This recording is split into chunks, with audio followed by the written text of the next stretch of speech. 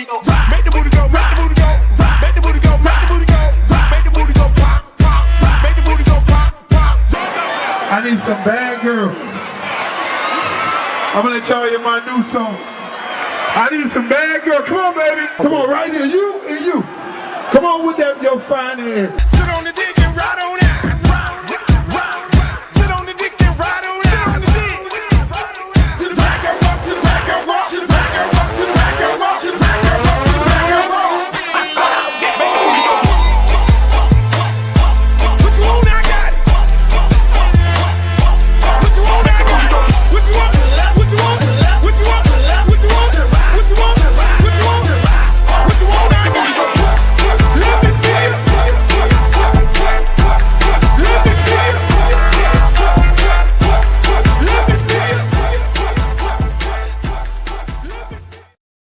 Yo, what's up, y'all? Welcome to another edition of the Luke Show. I am happy y'all able to join me right now. You know, what I do is I come on here and I keep it 100 and keep it a buck. But that's what I do. I'm gonna always do that. At the same time, how y'all like the set? Everybody keep asking me, Luke, why you don't go into a studio? We can make you a studio thing, a backdrop, and all this. No, I don't want to go in a studio. I got my Liberty City Warriors right here. I got a customized picture. I got Lenny Harris right here. I got nostalgia. I got my book, the Book of Luke right here. I got multi-tracks that most of you motherfuckers don't even know about. That's how records used to be made. That's when real records was made off of these right here. 48, 64 track mix. That's why the sound was soft and hard hitting.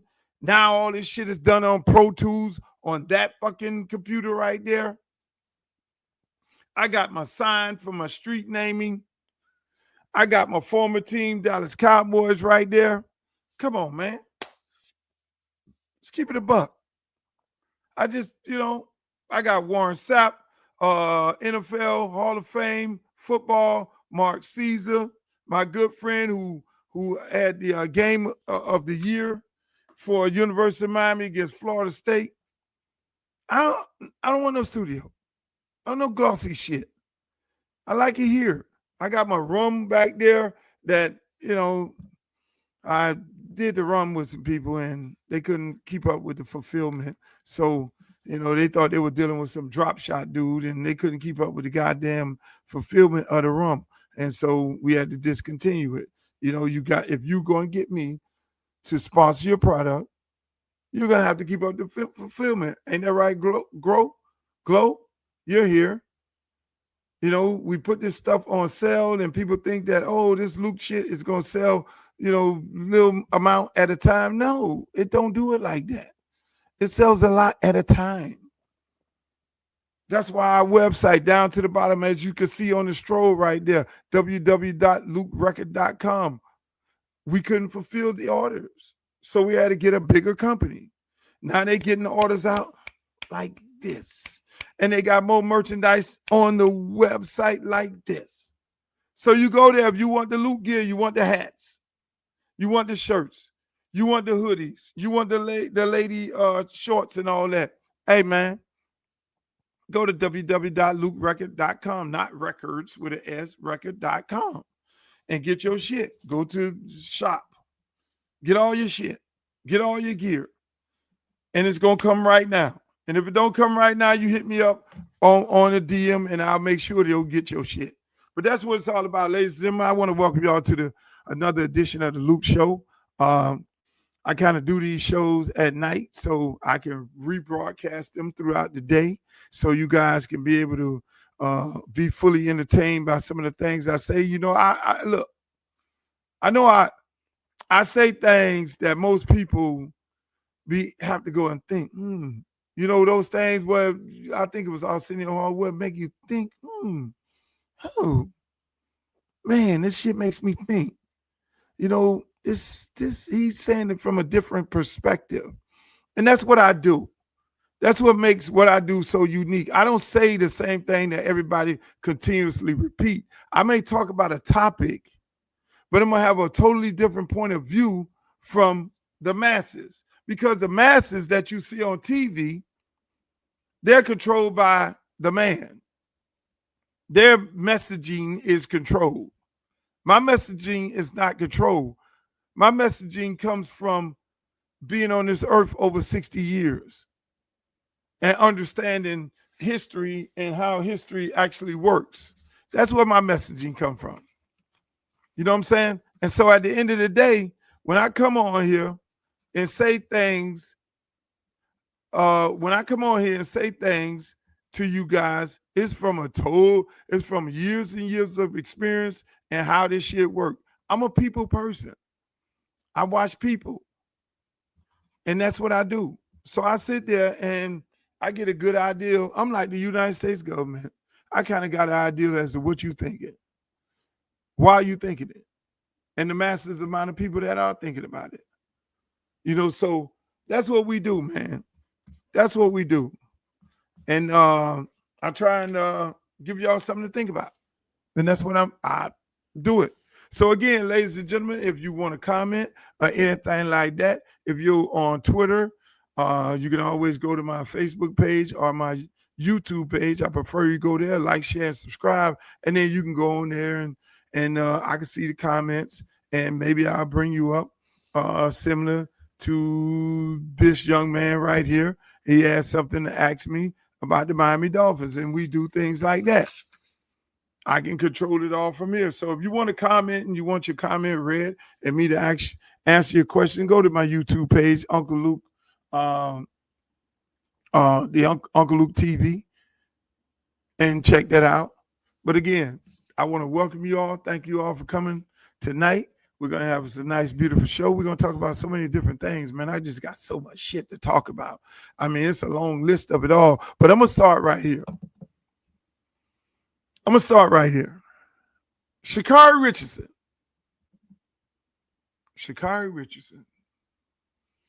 And I ain't want to show the video. But if you saw the video, I want you to go look at the video of her harassing and abusing, pushing her husband around at the airport. Airport cameras caught it, and they arrested her. And she just did a statement. I didn't even look at the statement. Didn't want to hear it. Didn't want to listen to it. None of that. I'm so over all these goddamn apologies. Where the apologies, we're supposed to be like, oh, okay, she apologized. It's okay. But my point to that situation right there is this. In the Me Too movement era of men being accused and losing their lives and livelihood because they've been accused by a woman of either sexually harassing them or abusing them or beating them 30 years ago, and they're coming up right now to then say these things happened to them, but they never brought that to the forefront, and most men are losing their lives and losing their livelihoods. Which if you did that, let me just say this, if you did that, then you're supposed to go to jail, or you're supposed to get the things done to you that's supposed to be done to you. If you did that. And I agree with the system. If you abuse a woman, you're supposed to get your ass put in jail. And I said, the shit that they prosecuted Puff Daddy on right now, he should not be in jail. But what he should be in jail for is beating that girl up in that goddamn in that hotel. Everything that we saw on film, he should be going to jail for. But that was up to California prosecutors, LA, wherever that happened at. They decided not to press charges. That's on them. That wasn't a part of his case. Not to get into that, but then going back to Sha'Carri Richardson, pushing her boyfriend, pushing him in the airport. He's trying to avoid her. She's pushing him. He's trying to get out the way. Like, been there, did that. Been there, did that. We as real black men don't want no parts of putting our hand. We know as a man, you do not put your hand on a woman no matter what the fuck she do. She could slap the shit out you. She could pistol whoop you. Just put your hand up like this here and move on out the way. She could take the gun and shoot you. Put your hand up, move on out the way. You just shot me. But my question to this, she got arrested. Where's the outrage? Where's the fucking outrage from the male community? Where's the outrage from the women community, the abused women community who get abused by men, and they're seeing a woman abuse a man in public? Where's the fucking outrage there? Where's the Me Too? Because there's a lot of men that try and walk away from situations like that if it wasn't on camera and the woman called the cops or the man called the cops, and what ends up happening? The man ends up going to jail because there's no footage. There's no footage. He gets accused of putting his hand on a woman when he was just trying to leave the house. This fucking woman is going crazy. She talking all this shit. I'm just trying to leave the motherfucking house. I'm trying to leave. She beating me, spitting on me, getting in the way. You ain't going no motherfucking where. And you like, baby, let me leave. Let me leave. I want to leave. I want to go. Let me go. Let this thing cool off. But then when they call the cops come, hey, you go over here. I'll go over here. What happens? The man goes to jail. The man goes to jail. You know what? I had the same thing happen to me. I had the same thing happen to me at my fucking house. Same motherfucking thing. Hey, look, man, I ain't finna touch nobody. I'm finna leave. Hey, look here, sweetheart. I want you to leave. Matter of fact, I called the fucking girl mother. Hey, can you come get your daughter? Because I'm trying to leave, man. I don't want no parts of this shit right here. She on some different shit. And then mama come. Look, let me call the police. Police, can you come get this woman out of my motherfucking house? Because she ain't trying to let me leave and all this shit. There, police come in. Now I can go out the door. Police, hey, look at Mr. Campbell. You stand over here and you go over here. You know what happened? The whole shit changed. Oh, Mr. Campbell, do you have any guns in your house? Yeah, I got guns in my house. What you mean? It's Miami. Everybody got a motherfucking gun. I got guns all over this motherfucker to protect myself and my family. Well, we got to take you to jail because this lady just said you were going to kill her and put her in the lake. I'm like, huh? Do you know I call you on? I'm the one calling the police. Say, get this lady at my house. I called the police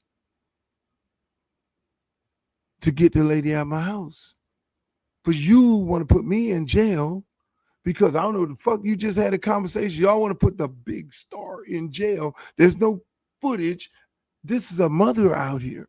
I told her mother, come get her before I call you motherfuckers. Miss, if I go to jail, I will never speak to you again in my life. That was me. And when I go to jail, I've been there before. I'll get out and I will have my day in court. Long story short, go to court. Judge say, hey, look here, ladies and gentlemen, this shit all on the news and everywhere and everything. Say, whoever I find guilty is going to jail.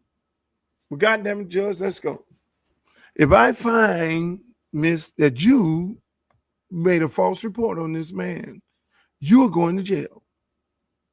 Mr. Campbell, if I find that you did something wrong, you are going to jail. I'm okay with that, Judge. Let's go. But what I'm going to do for you guys, this is what the judge said. What I'm going to do for you guys, I'm going to go in the back and I'm going to see if y'all can work the shit out. Because if we have a fucking hearing, somebody ass going to jail.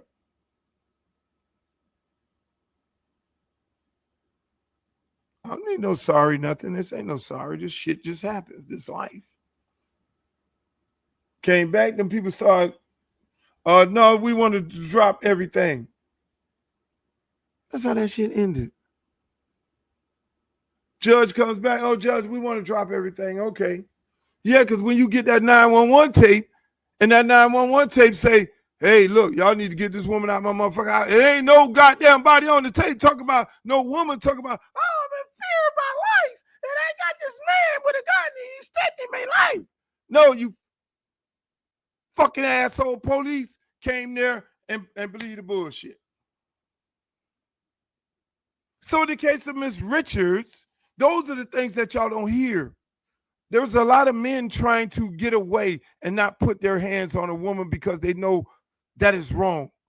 There's a lot of men that has been taught not to ever put your hands on a woman.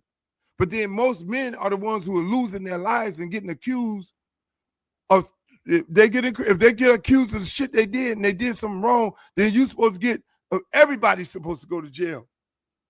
And what about filing false reports? False fucking reports. Put their ass in fucking jail. No. But yet still everybody want the 50-50 deal. That's a whole nother fucking show. But these are the things that happen to men every day. Where's the men Me Too? Me too, yeah, me too. I was trying to avoid the woman, and there wasn't no cameras around, and the police took me to jail. And my life is all fucked up. I lost my job. Oh, you can get on the thing and be like, oh, I'm sorry. I didn't mean to hurt my husband. Because the husband ain't no bitch. He's not about to press charges on his wife. He ain't gonna do that. But how many wives know that a man didn't put his fucking hands on you in that situation because he just wanted to leave and you wanted to get the ups and you lied to the police and the man went to jail and lost his fucking livelihood? I'm not interested in my fucking apology. Fuck that. You did it. Go see the fucking judge. It's on the camera. Me Too men movement. Moving on right along. Talking about the Me Too. Puff Daddy. That judge. That judge got in for Puff Daddy.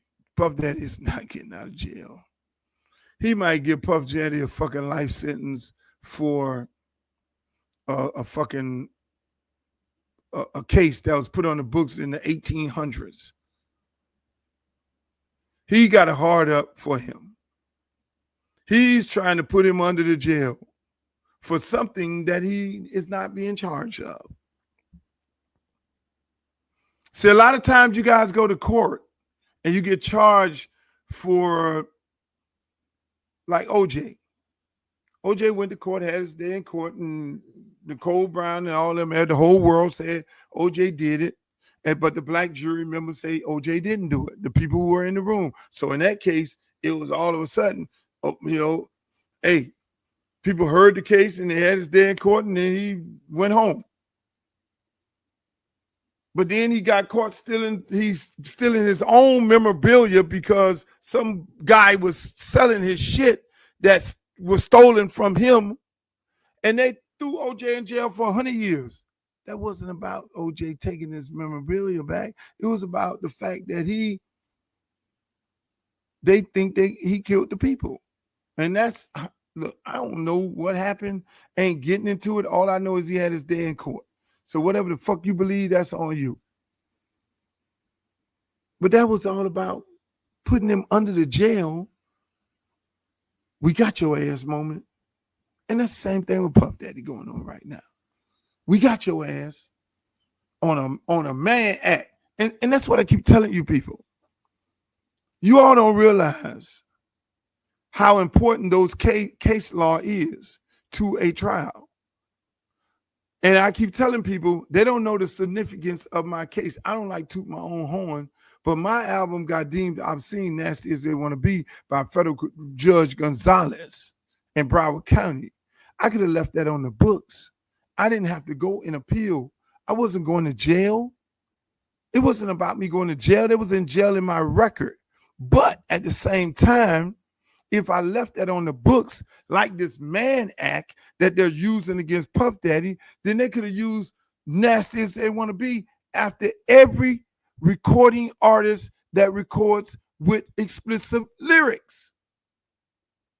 Oh, there we got case law, Luther Campbell versus the federal government, nasty as want to be. And here's what this case law says, that if this record was deemed obscene based on all of the lyrics in this record, so any other fucking artist come behind me and do any lyrics remotely like what was on Nasty as they want to be. Hey, want some pussy? Yo, I fucked the girl here. Hey, look here. All right, big hairy woman, all that bullshit. Your record is going to get banned and taken off the shelf. And you're going to go to jail for singing these fucking songs like we did. So people don't understand the significance of case law and what we did for music. These motherfuckers need to be sending me a check every day. Any bitch shaking her ass on the video, any dude got a bitch shaking her ass on the video, any motherfuckers talking about don't stop, get it, any motherfucker talking about, hey, we want some pussy, anybody talking about any of this shit, you should be sending me a check. Because if it wasn't for me going to get the case overturned on an appeal, you motherfuckers wouldn't be making the money that y'all making right now. But nobody wants to pay homage. I rest my case on that. So case law got a case in 800s or whatever the fuck it is, the Mann Act or some bullshit case, got Puff Daddy in jail. Transporting some fucking woman across the line, that's against the law. They got all kind of fucked up laws right now in the books. A friend of mine told me in Georgia, if you sleep overnight with a woman, that's considered as common law marriage. Do you realize that? Do y'all fucking realize that? They got dumb laws. In Miami, in Florida, they got a law called sodomy. If you get head from a girl who's not married to you, you go to jail. You can only get head from a girl that's married to you. If you spit on the street, they got laws where you can go to jail. See, people don't pay attention to this shit, and people who do know this shit, they use it at a convenient time. And so that's why Mr. Puff Daddy is in fucking jail right now. And I don't see this judge letting him out too soon. I thought he was going to be able to get out, but I don't see that shit happening too soon. But speaking of jail, Shedeur Sanders, isn't he in jail? This man in jail in Cleveland. He is fucking in jail at the Cleveland Browns. This motherfucking coach, on numerous occasions, will not even say Shedeur's name.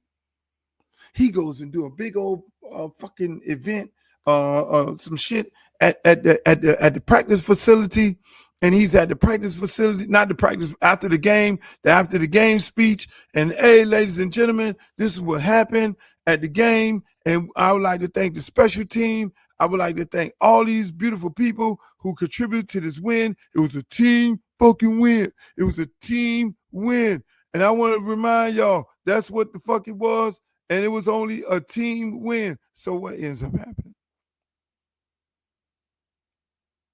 He never made mention of Shedeur. Oh, we made a turnover. We didn't have no turnover. We got turnover. We won that game.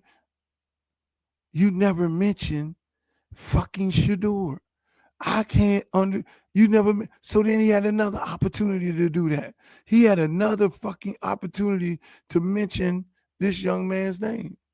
The man in the press conference say, hey, look here, coach, you got Dylan Gabriel and all these motherfuckers. Who's getting rep? Well, Dylan, well, it's Kenny and it's all these other people here, and they're getting the reps, and never mention Shedeur name. It's like this dude got a major hard on for him. I ain't never seen no shit like this ever. It's like, and I did a post. If you go to my Instagram page, Uncle Luke Real One, you'll see the post. And my post kind of went like, my post went like, listen, people, here's the situation. You got Shedeur sitting here, and Shedeur is getting treated like shit. And nobody is saying anything. Nobody's saying nothing about his draft. So I said this. I said, let's think about it like this. Because again, like I said at the beginning of the show, I give y'all something to think about. In Shedeur's case. So if it wasn't a conspiracy, like some would say, if it wasn't collusion, like others are saying, so let's take away, let's say it wasn't none of those. So after the game the other night, what the fuck was it? What the fuck was it? It's a bunch of dumb motherfuckers in the NFL, from the GMs to the director of player personnel to the head of the scouting department to the president to the motherfucking owners of the teams. Make that make sense. So those motherfuckers are dumb. They are the stupid ones. Because y'all saying it wasn't no collusion. Y'all saying it wasn't no conspiracy. Y'all saying he wasn't it. That he was a 5th round draft pick, number 144. So all you motherfuckers is dummies. So I went and did a little more extensive research. I said, how many teams do get it? And I broke it down. It's only like 4 or 5 teams. Philly, Kansas City, New England. Well, that was back when Brady was there. The Rams, and the Ravens. Those are the 5 teams that's always about the money, but everybody else does it wrong. Everybody else fucks up the teams. Those other motherfuckers ain't even won a playoff game. I don't know when the last time the Cowboys won a playoff game. The Dolphins ain't won a playoff game in 20 fucking years. 20 motherfucking years. So everybody stupid. But they bust that money down because it's all about shared revenue sharing. That's what it's about. So here's my take on this. After I did the post, I got like 500,000 motherfuckers looking at it. And make sure y'all go over there and follow me on Instagram, because they getting ready to get rid of TikTok and that shit gonna be over. So I started thinking a little more. I got deeper into it. And I say, Luke, that was a very interesting comment that you made on your Instagram page, and people chiming in. They got all kinds of conversation about what the fuck really will happen. So I said to myself, how the fuck did he get the 5th round 144? Mel Kiper, just take Mel Kiper for a minute. Mel Kiper don't go on TV, talk like he don't pull his shit out of his ass. Mel Kiper goes and he knows general managers, presidents, director of scouts. And he calls them up. Where do you have this guy on the board? Oh, I got him 1 or 2. Where do you got this guy? He calls all the teams and get a gauge as to where a guy is on the board. Then Mel Kiper goes on TV and you got the Mel Kiper list. He does his list all fucking ready for all the draft. Mel Kiper does his list. There's the Mel Kiper list. There's the Mel Kiper list. Then he gets to game day. The list may change, but then he goes and say, hey, look, here's the fucking list. Here's my list. That's not him pulling this shit out of his ass. That's him talking to general managers, president, director, player personnel, head coaches. Who do you have being drafted in the 7 rounds of your draft? Every team only gets 7 picks. 7, not 13, not 14, not 27. So give me your 7 picks. He didn't take the 7 picks, put them all together and say, oh shit, all these motherfuckers here got these guys. Okay, Shedeur should be going first round, early second round. He gets on TV and say, Shedeur is going to get drafted here. And this is where the fuck he's going to get drafted because he did his due diligence as a reporter. So where the fuck did this shit go wrong? So if all them general managers and all them director of player personnel and all them coaches told Mel Kiper this is where this kid was and this is where he's at on their board, what the fuck went wrong? Here's how it works in a draft. I'm getting ready to draft somebody in the first round. I have to call my owner. Hey, owner Patrick, we're going to take Shedeur right here. We need a quarterback. We have him on our board as a top quarterback, him and Cam Ward. So Cam Ward is going off the board. So Shedeur is our guy. And the owner says, no, pick somebody else. You don't question the fucking owner. This is what the fuck happened. Then they go to the next motherfucking team. Hey, look, hey, Mr. Owner, we got Shedeur on the motherfucking board. These motherfuckers passed on him. I guess they're going a different direction. No. Owner said no. For 144 times, 43 times, each owner said no. Don't draft him.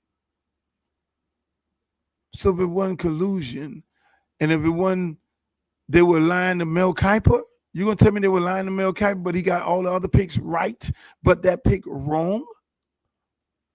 If it wasn't, bro, this shit deeper than fish grease. That is how the draft works.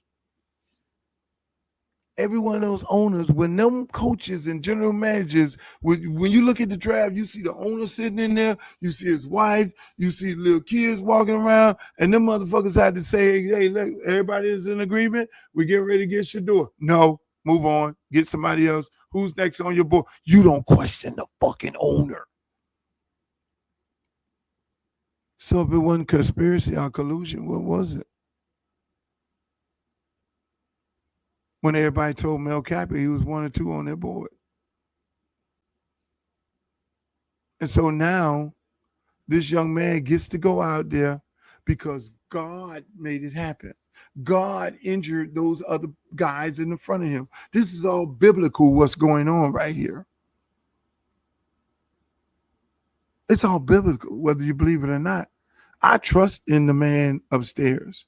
He is the one is in total control of everything. And so all of a sudden, he's 4th on the depth chart and 4th again this week after his performance. 4th again, which is asinine, which is not surprising because the head coach couldn't even fucking part his lips and mention his name and say, good game, guy. So God made it possible for him to go out there and be the starting quarterback. Those young men got hurt. I'm sorry for them to get hurt. One motherfucker, Kenny Pickett, he barely walking. They trying to drug him up to get his ass out there, so they want to put this motherfucker back out there.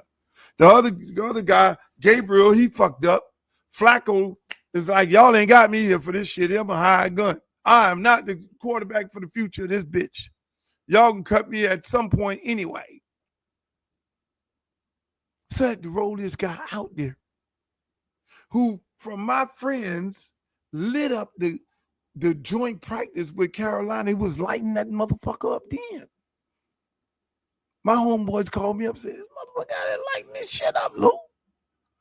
Your nephew lighting this motherfucker up.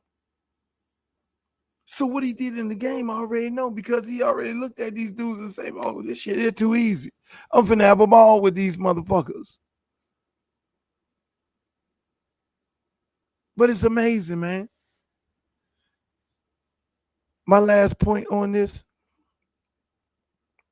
it reminds me every bit of Colin Kaepernick. why Colin Kaepernick did not take the trial. Because Colin Kaepernick knew they were going to set him up for failure. Shedeur Sanders, no, he's set up for failure. You put this kid out there with the third string fucking offense. Guys who will not be there will get cut. You put him out there against the cut team against Carolina's first team defense. And them guys played their ass off for him. He was set up for failure. They expected him to be medevaced off that field with a motherfucking blitz.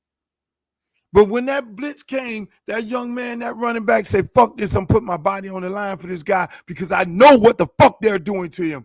Every one of those players put their body on the line except that big tall ass receiver. I ain't gonna call his name or his number. That motherfucker was on that bullshit because he dropped 2 passes. The rest of them was laying out. It was their Super Bowl.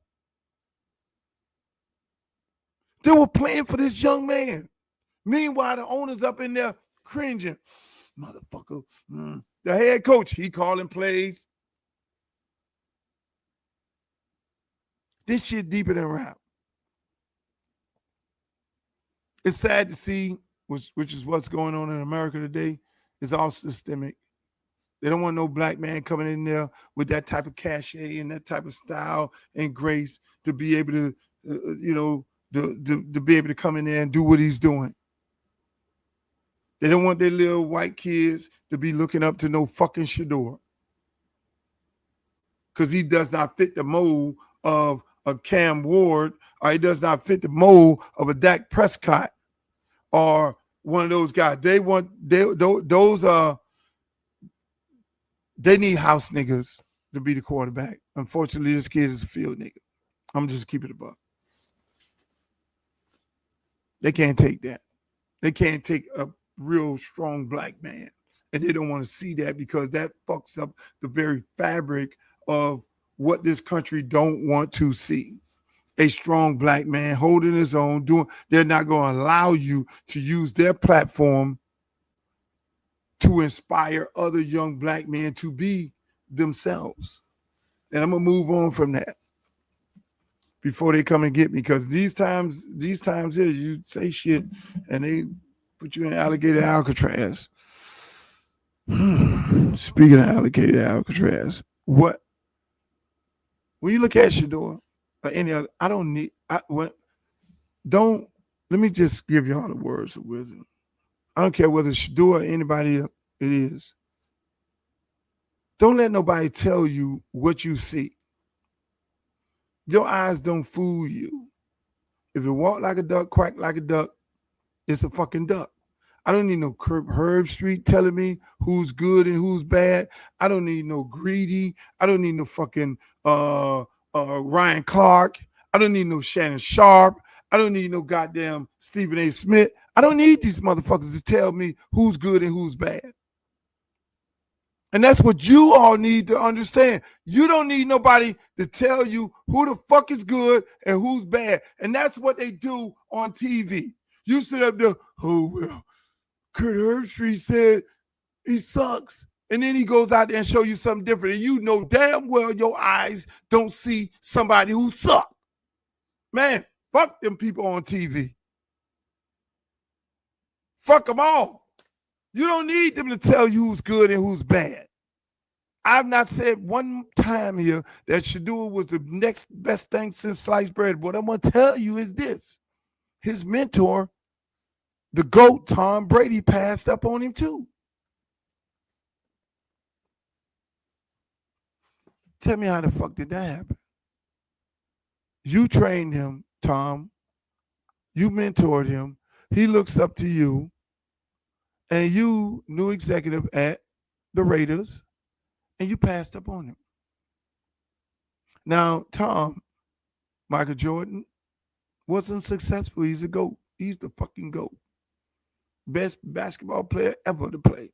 I ain't arguing about that. He owned the Charlotte Hornets. He wasn't successful at all. He couldn't get that shit done as an executive. Derek Jeter came down here and ran the Marlins. He's a GOAT. on the baseball field. He wasn't successful. They fired his ass. So, Tom, you just fucked up. So everybody like, how dare you talk about the GOAT? Well, you the GOAT on Tom Brady, the GOAT on the motherfucking field, but Tom Brady just passed up a motherfucker that he needed to be his franchise quarterback that would have been in great position because he would have been mentored by Gino the Bambino. Same makeup, same build, same demeanor, and all that. Come on, man. Let's keep it a buck. Tom Brady, you fucked up too. But again, we're talking about company men. And the company men ain't going to fucking rock the boat. Tom Brady, you're a fucking company man. And what they're going to do is they're going to fuck your legacy up because your legacy right now is you passed up on a quarterback that you mentored and damn near trained. So company man, keep on going. They're going to out your ass like they did fucking Derek Jeter. I said it. Speaking of quarterbacks, let's go to the Teddy Bridgewater situation. Very troubling for me on all fronts. 90% of everything Teddy said, I'm totally in agreement with. Always leave room 10%. And what people don't understand, what happened in this Teddy Bridgewater situation, is this. And I've spoken on it, period. People want to do interviews, all that. Hey, tell me what you think about the Teddy Bridgewater situation. Let me just say this. As a celebrity high school coach at Miami-Dade, me and Teddy share the same sentiments. We don't work for no school. We go out there. We don't have to do this shit. We give our time and we give back to a community in which we love, and we love helping kids. And with that comes a level of how we want our kids to be presented, how we want them to look. We want to give them the things that we give our kids. We want them to be able to have the things that we know they deserve. We don't want them playing football in a third world country. We don't want them eating bologna sandwiches before the game. We don't want them to be sitting outside the goddamn school at 11 o'clock at night after a game and we get in our car and ride by and leave their motherfucking ass right there. We make a sacrifice. And that is why so many of y'all wonder why so many celebrities don't come back and give back to their community, because they get persecuted. They get ridiculed. They get drugged. Straight down the highway. Oh, he ain't doing this. He ain't doing that. This man out there giving his hard-earned time and his money. Till you want to question and say he's cheating. He's cheating by paying for Uber rides for kids who are at home. That's illegal. He can't do an Uber ride. You're going to have to self-report and self-suspend according to the FSHA. He can't be doing this. He can't be buying the pregame meal.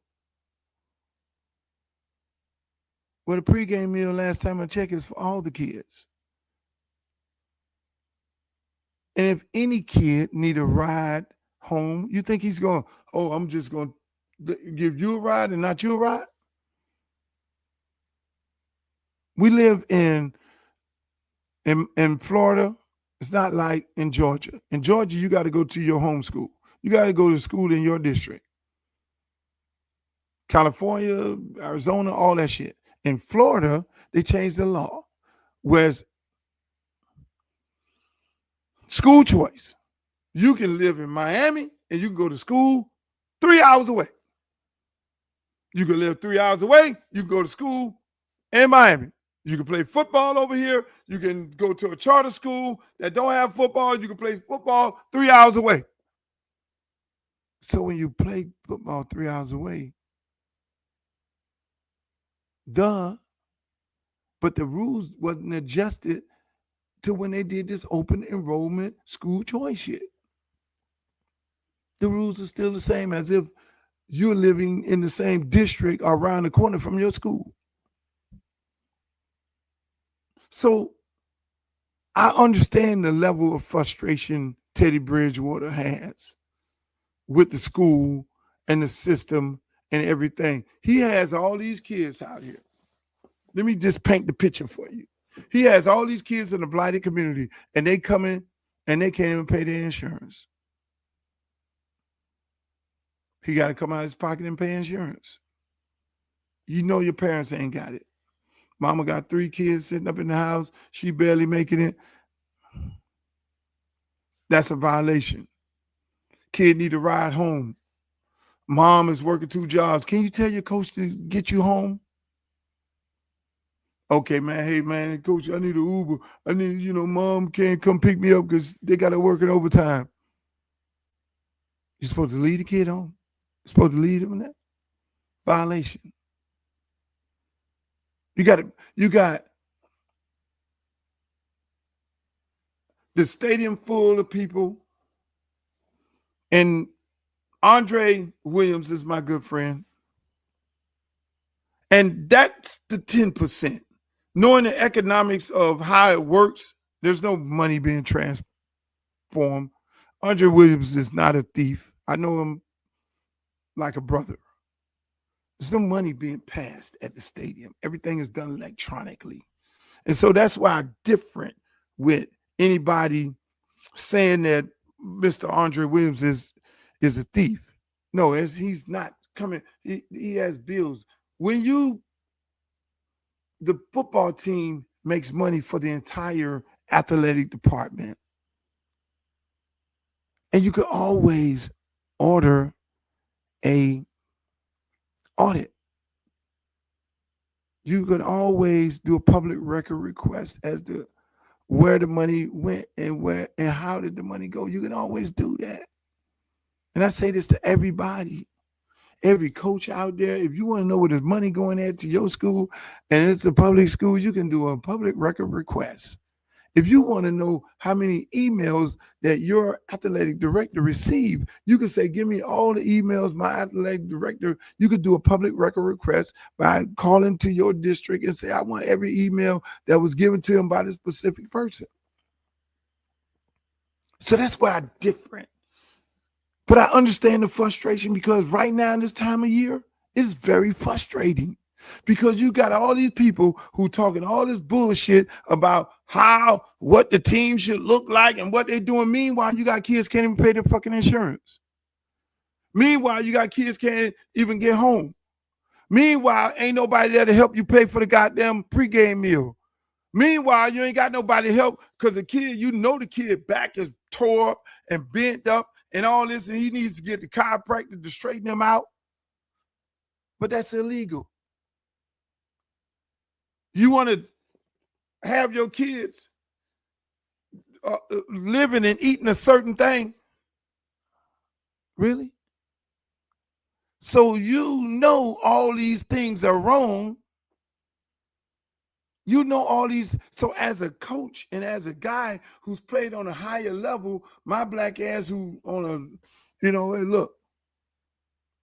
I had to tell a kid the other day. He said, Coach, I can't pay my insurance. I said, son, I can't pay it for you.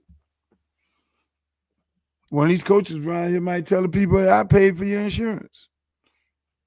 Don't ask me for no Uber ride. My athletic director sitting in there with me right now. Kids say, Coach, I need to, can I borrow $1 for a drink? Nope.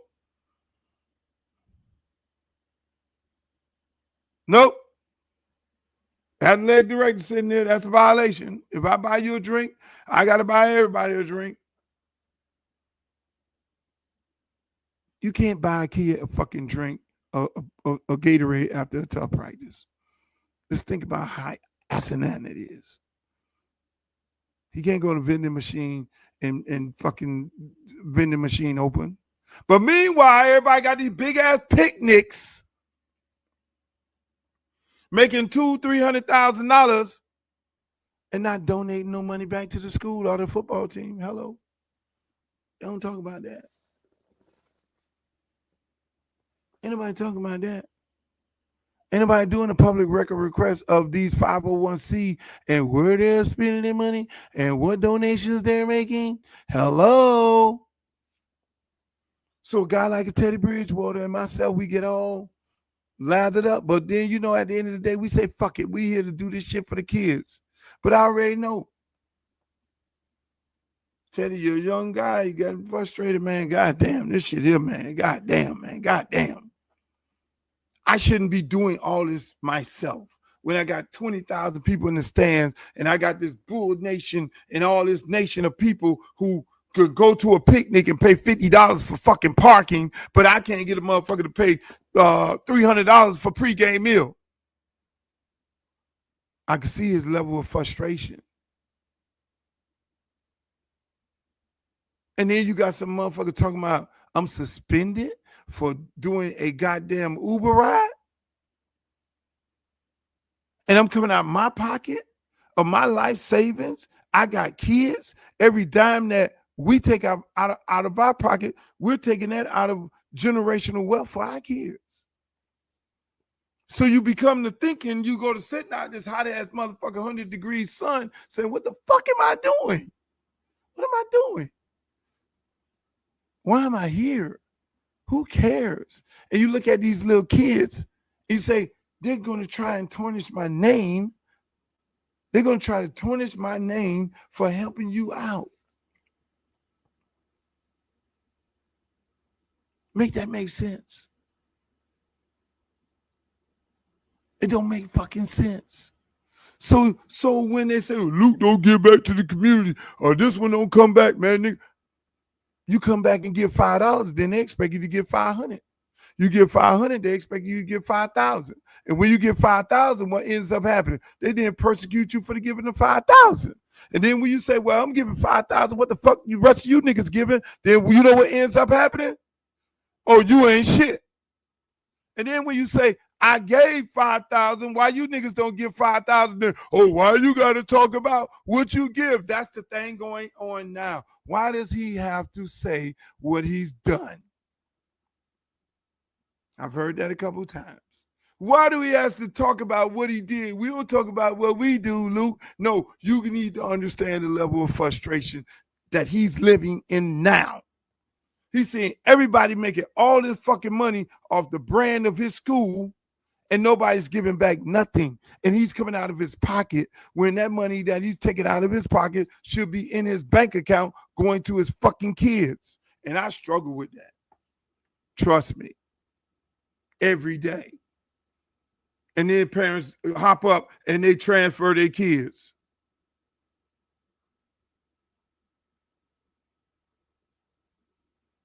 They don't give a rat's ass about you. The loyal ones who be on the roster at the year, when the year starts, those are the loyal ones, and they those are the ones.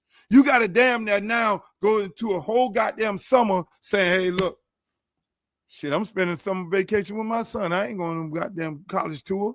Because half of you kids, as soon as you get an offer, you're going to run the Central and Northwestern. Y'all don't give a shit about me, and you can't transfer unless your mother do it. This shit deeper than rap. So you get there and you stand out in 100 degrees weather and get your ass burned up, and you be thinking, what the fuck am I doing?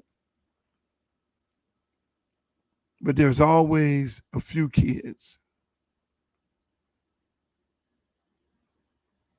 that hold you in there.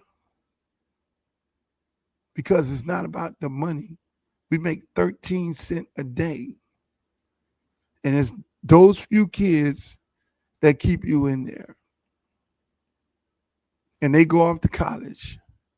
And you've done God's work. Because every time I have to remind myself, you're doing God's work. You're saving lives.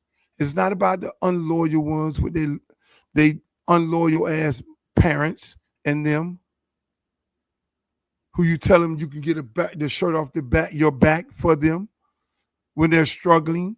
It's not about them. It's about the loyal ones. And you're there to save their life. And I know Teddy wants to be there because this man last year probably walked away from $5 million, $8 million. to go. Me and my other friend, Coach Perkins, was like, "What the fuck is he doing? Do this shit when you get 45, not 32, 42." But again, ladies and gentlemen, that's my take on that.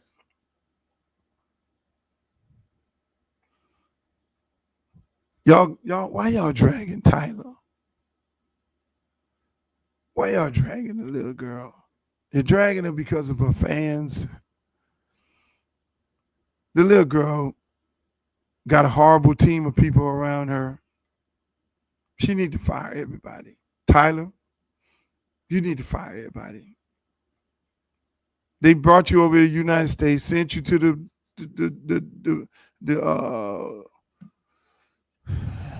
they sent you over there to the Breakfast Club. You wasn't ready for that. You weren't ready for that. You had no business going up in there. You were not prepared for that. You need to be a grown ass. The Breakfast Club is equivalent to the Wendy Williams show back in the days. They will eat your ass alive. They already got their nasty narrative in their mind, and they're going to ask you them questions. If you fall for the trap, then you're going to get trapped. Those guys in there were trained by Wendy Williams. That is Wendy Williams show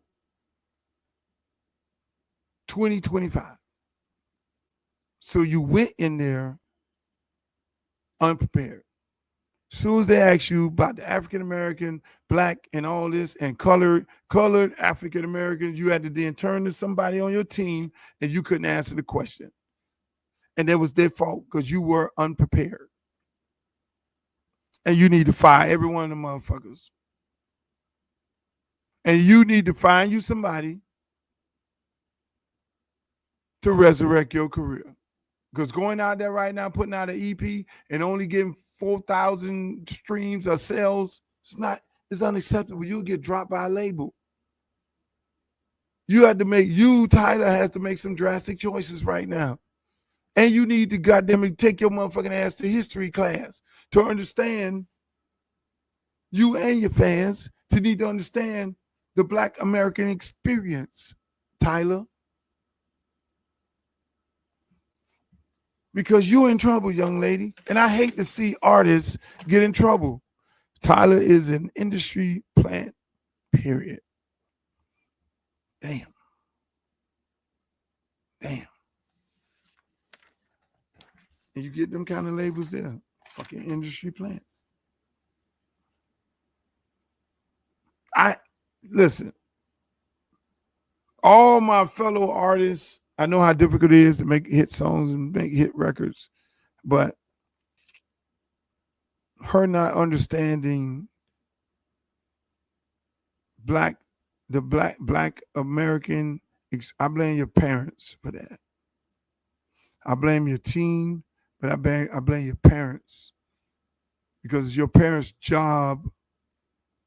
When you see your child doing good in the United States and you flying your ass over here a lot, somebody's supposed to sit her down and say, let me explain to you about the Black American experience. Let me give you a history lesson on African Americans.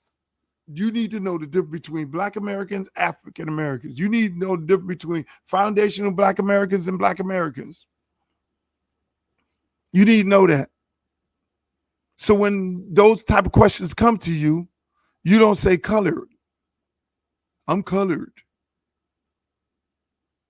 Nelson Mandela is loved over here. Winnie Mandela is loved over here. It don't get no higher than that. They know what the fuck to say, when to say it, and how to say it, and respect the culture of African Americans. I don't think I ever heard Nelson Mandela say colored. Sweetheart, you and your team should have just fucking consulted with Nelson Mandela family.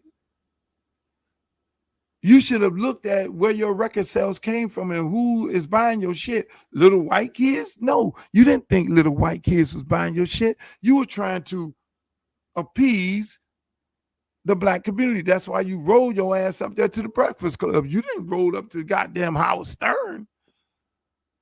You roll your little hot ass up to the Breakfast Club and got 8 alive, and now your career is in the fucking garbage. Make some serious changes, young lady. Get rid of these motherfuckers in your camp. Last but not least, ladies and gentlemen, I'm running on an hour here. Donald Trump.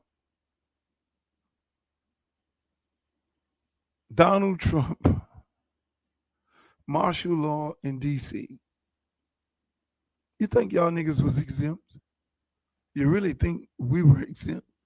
You think they were just going to put Cubans, Venezuelans, Nicaraguans, Mexicans, Haitians in jail and they weren't going to come get us? Oh, y'all thought y'all was exempt. These people are very vindictive. When you don't vote for them, the man know 92% black people did not care for him. And so he had to set it up.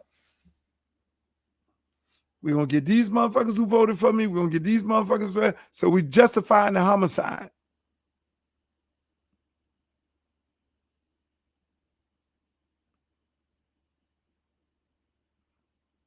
So what happened?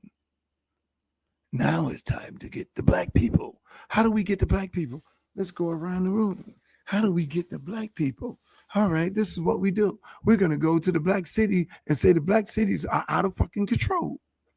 And then we're going to bring the military into the black cities and martial law. You know what martial law is? Martial law is we're going to bring the military in here. So you're going to bypass local police, federal policing, and turn it into martial law, a military state. Why are you doing martial law? Why? Everybody got all the cute thing. Oh, he's a dictator. He want to think like he Cinnamon Chew, and he want to act like he Putin, and he want to put the military on people. No, martial law allows people to go into people's houses and take you out of cars and all that without a warrant. You do know that. They can go in your house. Martial law allows them to create checkpoints in your community. Martial law allows them to put curfews on your entire community. Checkpoints, curfews, and the military control. So the military could drag your ass out your car without a warrant because they are not up under federal and state rules. They can go kick down your motherfucking door, go up in your house at gunpoint, drag all your ass out in the lawn.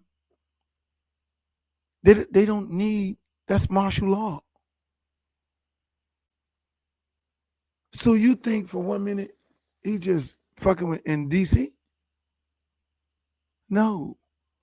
He's going to go to Chicago. He's going to go to every black Democratic city and invoke martial law in those cities. In DC, the mayor said crime is down 12%. Some areas is down 14, 15%. They're at an all-time record low in murders. So when the fuck did you decide to do martial law in a city that crime is down? Did they do martial law in the crack epidemic? When the cocaine cowboys was running around here and John Doe and the Booby Boys and everybody that Rick Ross rapping about? When everybody was on crack in LA? When they were shooting everybody? I remember DC when DC was really fucking off the chain. Atlanta? Did they invoke martial law then? No. Fuck no.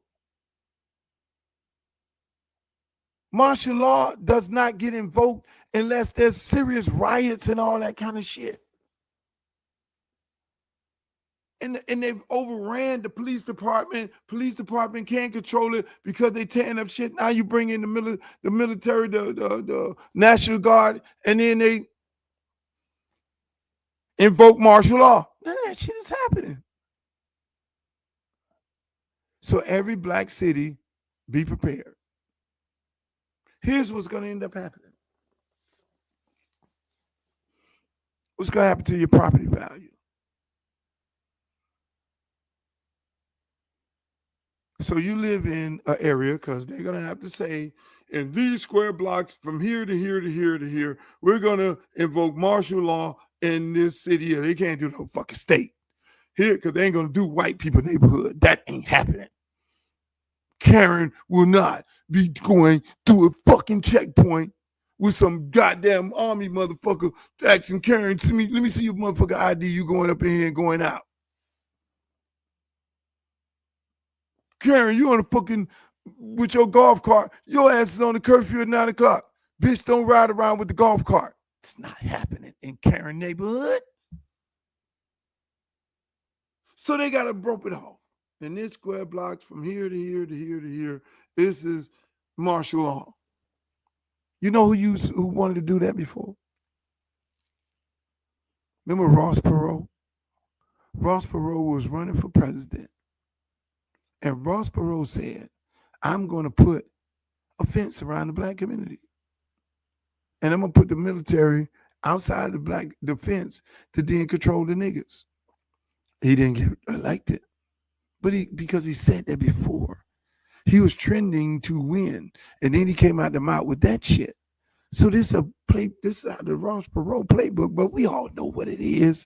It's to get y'all mind, get us talking on this and not talking on these Epstein files. But we know that's what it is. But this shit is crazy. So here we go.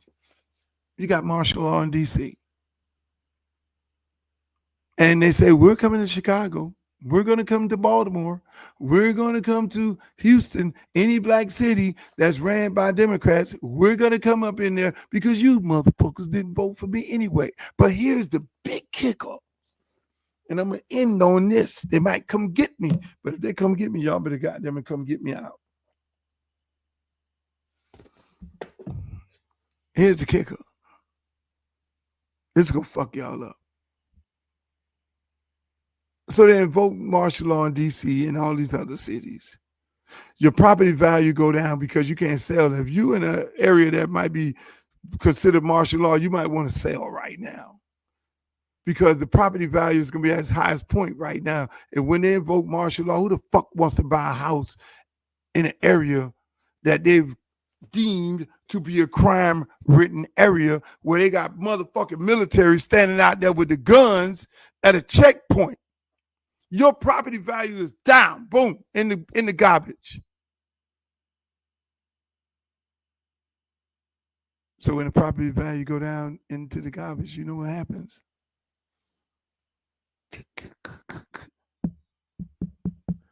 Hello, my name is Julio Raimundo. You want to sell your house? I will give you cash because they know your property value is at the lowest. Yeah. They just drugged some people out the house next door. The military went in there, guns are blazing, and they drugged some kids out the house. Me and my good family here with my daughter and all that. I don't want them coming in my house, dragging my family out. We just brought grocery here. We're a good family because everybody in a blighted neighborhood family is not killers, murderers, dope dealers. I'm just bringing my daughter home from school, and me and my wife is here. We got the house our mother gave us. But shit, this shit too crazy right here. They got the military. We can't even go and come when we want to go and come. So honey, let's sell and get the fuck out of here. Hey, Mr. Holmes, I will buy your house for cash money. Right now it's valued at this. Well, before I could have got $1 million for my house. You got to remember, this president here is not like Trump. Trump was all president. This president is a real estate president. This president is a real estate president. You saw what he said he wanted to do with the Gaza Strip? that beachfront property. So if I put the military in the black community and I get the property value to go down and the good people leave, and we know the bad people are staying in Section 8. We know the bad people are in their own Section 8. Property value go down, send old Kushner in there, and he do what he do. Buy all the shit dirt cheap, gentrified. Now we clean the place up. Military is gone. See you later. Thank you for your duty. And they're gone.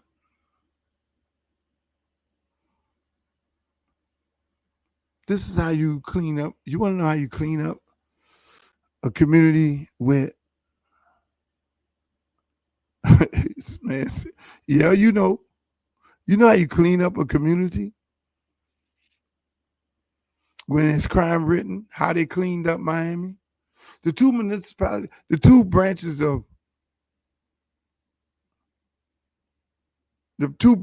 of law enforcement wasn't working together. Local wasn't working with federal. Before you get to the military, you got to have local. Local say we can handle it. Then they say, federal, we don't want you intervening into our cases and shit. But until local and federal got together and said, hey, we got to get these gangs off the street. And they say, okay, fine. If they're deemed gangs, then they will be deemed federal. Federal can do more things from a federal standpoint. They don't have the same restrictions as a local police. They have different shit. You can get on the phone and say, hey, look here, you talking to somebody else, they can put your ass in jail for conspiracy. They have different set of laws that allow you to put people in jail who would normally get away with the bullshit that doing some fucked up shit. And so that is how they cleaned up all the communities in the United States of America. The two law enforcement started working together. They deemed a lot of those gang cases federal, and then the feds then came in and put people in jail. Homeboy just fucked that. That's how it works. That's how it always worked in America. That's how all these crack communities came good. So why are we putting the military in D.C. on the streets? We just bypassed local and federal and just went straight to the fucking military?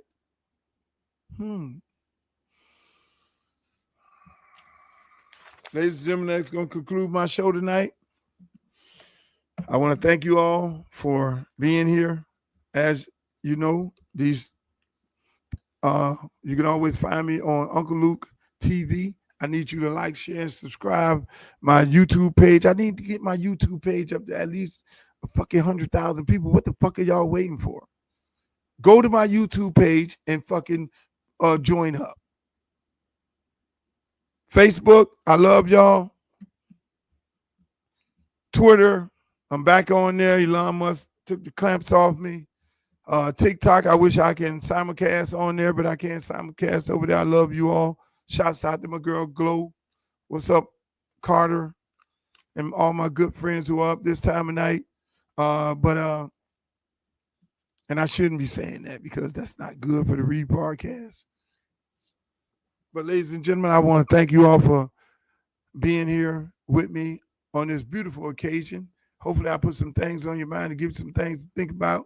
And hopefully I gave you some things to educate you about. And just go do your own research. Don't take my word for nothing. We just like to have fun here. We like to say things and give you a different perspective and different take where you can just use your own imagination. Don't remember, your eyes ain't wrong. Believe what you see. If it walks like a duck, quacks like a duck, it's a fucking duck. You don't need me or anybody else telling you that it's a duck. If you know it's a duck, it's a duck. And that's what I want to leave everybody with. You know, I love doing this podcast, man.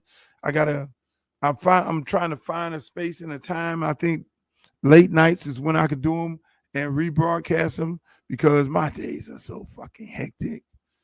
And then Glow gets me on TikTok, and I don't know how I end up on there talking for hours and shit with these crazy people. Shouts out to Coach. And then she brings them up. They sound so beautiful. And then when they bring them up, it's like, oh, God. My God. Please remember, if you want to get your own Luke gear, go to www.lukerecord.com, hit the shop, and you can get your own gear. It's all available. We got a bunch of things on the shop. Go over there, please, right now. See it down on the stroll right there. Go and shop at the Luke Gear shop. I'll be in some cities. I know I'm doing one music fest. I'm doing another city. They got me slated to go to Memphis. I'm not performing in Memphis. I do not have a contract to be performing in Memphis. So if anybody telling you Uncle Luke is coming to Memphis, that is a bold false lie. My football team, Miami-Dade, we play on Thursday against Flanagan at Trash Power Stadium, 7 p.m. You can come see us there, support the team. Man, summer is over. Your kids are getting ready to go back to school. Thank God. My summer was rough. It was all about my son. It was literally all about the 15-year-old. Camps, college camps, training, all-day training, speed training, lifting, hitting, camps, travel games, all. My God. That's why I couldn't tour. This was like really the first summer I wasn't able to tour. And I wanted to tour. I started getting buyer's remorse. I'm looking at everybody touring, and they're out there with the shows and all that. Because you go on TikTok, you just see live shows, everybody performing. It's going down, and I'm sitting up there like, oh, I missed the stage. Oh my God, this is not good. I need a counselor. I need to talk to somebody for about 8 years. I don't understand. I really still don't understand how you people talk to people 8 years. Like, I got to shrink for 8 years. My God. Shouts out to all the single people like myself. Stay single, be single, love your peace of mind. And all the married people, stay married. That's what I want to tell you all. But until the next time, people, adios amigos, hasta luego, mañana. I love you all. And remember, Uncle Luke Real 1 on Twitter, Uncle Luke Real 1 on Instagram, Uncle Luke TV on YouTube, and I don't even know what the hell it is on TikTok, but it's Uncle Luke something.